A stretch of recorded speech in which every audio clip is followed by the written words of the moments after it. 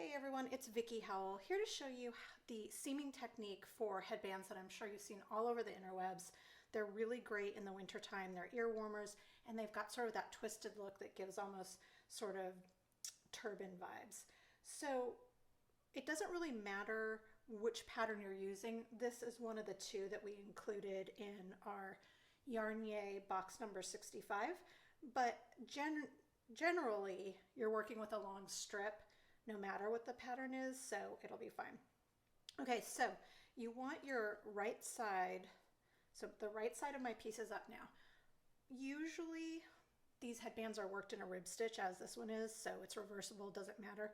But if you are making one that's in a pattern stitch that's not reversible, you want to start so your right side is facing towards you on your table so that the wrong side is facing when you fold it in like I just did. Okay, you need to have a long tail. When you fastened off or bound off, you probably left that long tail for seaming. You want to make sure that the tail that you're going to be used for sewing is on the outside, and I'll show you what I mean. You're going to take your fingers, I'm going to zoom in just a little bit closer. Take your fingers and you're going to pinch so that you have two sandwiches. So what I meant when I said your tail is going to be on the outside, you see if I sandwiched in this way, it would be in the center. You want it to be really easily accessible for when you're ready to sew. So you take the two, it's almost like two little hands, two little C cups, and you sandwich them together so that you have 4 widths of fabric. Bring it a little closer. And you just want to line them up. It doesn't have to be perfect. And again, this is the wrong side facing out at this point. Okay, then you want to take your tapestry needle and the tail, I've pre-strung mine, and turn it whatever direction. I'm right-handed, so I'm rotating it to the right. And then you're just going to whip stitch through all of the layers. You could also use mattress stitch if you wanted. It honestly doesn't matter. It's going to be bunched so you wouldn't see, but you do want to make sure that you get all 4 layers as you're going. I'm not even being overly concerned about which loops I go through because all of this will get hidden by the actual twist, and you'll see what I mean in a second. So I'm just going to continue seaming now all the way across.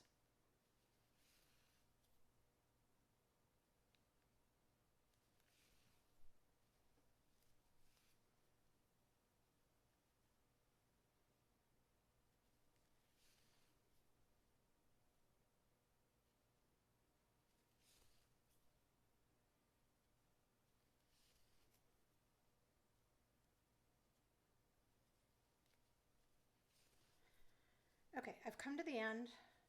I've got all 4 layers seamed. I'm going to make sure that I get a seam or a stitch right at the seam so that it doesn't do what this is doing. So at the very beginning, because of where my tail is, it's not going to cinch up the side of the piece the way that I really want it to. If you're joining your yarn in later and you aren't using a tail, that won't be an issue. But if you need to, so I could have gone and picked it up ahead of time,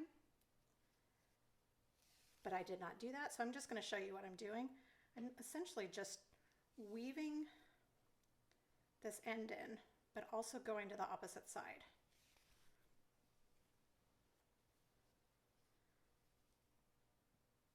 Once I get there, I'm going to grab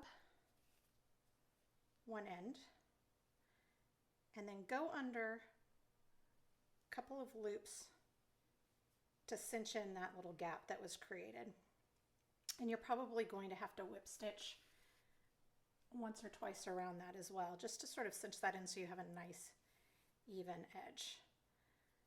And then you can do a little knot.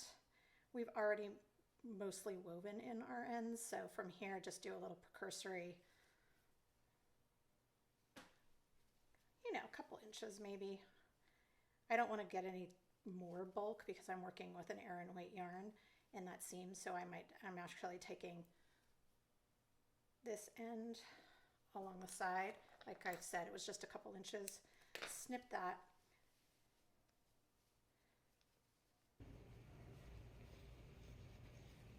And then when you turn it over, you've got this really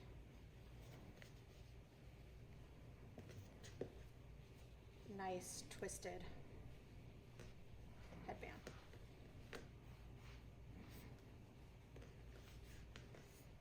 It's as simple as that.